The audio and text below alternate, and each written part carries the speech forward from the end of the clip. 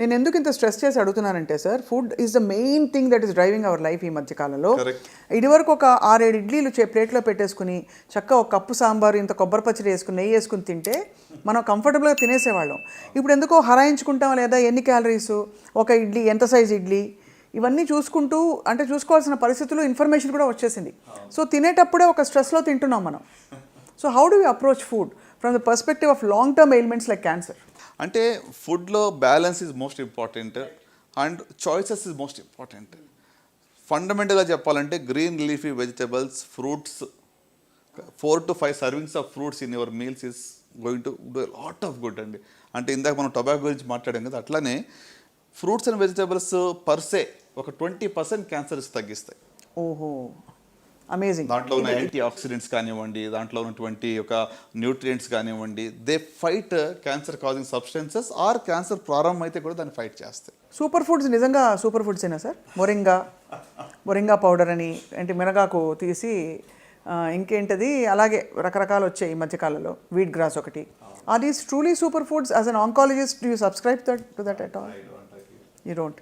So basically మనం ఏదైనా సహజ సిద్ధమైన పద్ధతుల్లో మంచి వ్యాయామంతో, ఫిజికల్ యాక్టివిటీ మీరు చెప్పారు చాలా ఇంపార్టెంట్. వారానికి 30 minutes చొప్పున పర్ డే 4 days చేసిన చాలు.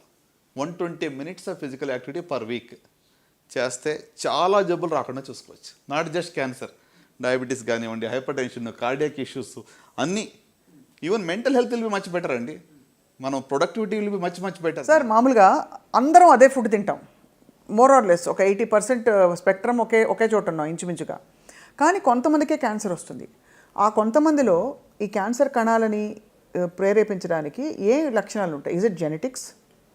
Is it something else that invites cancer?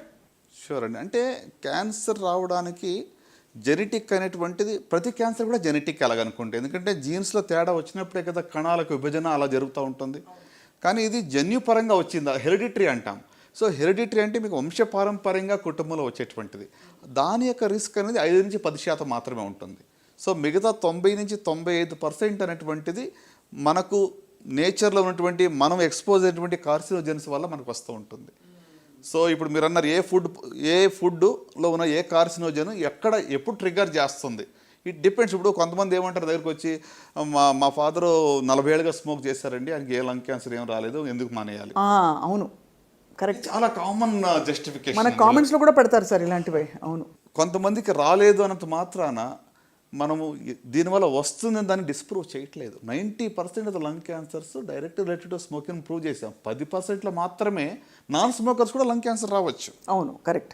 Okay, at the same time స్మోకర్స్లో రాలేదు అంటే దట్ డజంట్ మీన్ దట్ ఇంకా స్మోక్ చేస్తే ఏం కాదనేది కాదు. మనం దాన్ని you can't prove the other way round. So ఎందుకు వస్తుంది అంటే వాళ్ళలో ఆల్రెడీ ఒక ప్రిడిస్పోజిషన్ ఉండాలి. Over a period of time ఈ కార్సినోజెన్స్ రెగ్యులర్గా ట్రిగ్గర్ చేస్తాయి, క్యాటలిస్ట్గా పనిచేస్తాయి.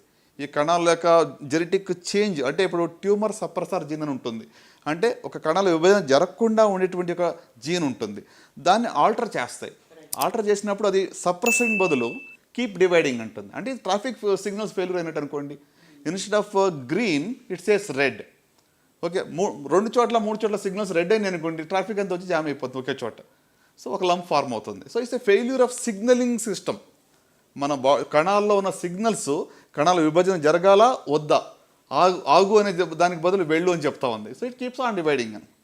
సో అంటే ఇది it's triggered by various carcinogens, అంటే ఈ యొక్క క్యాన్సర్ కాజింగ్ సబ్స్టెన్సెస్ దానివల్ల జరుగుతుంది.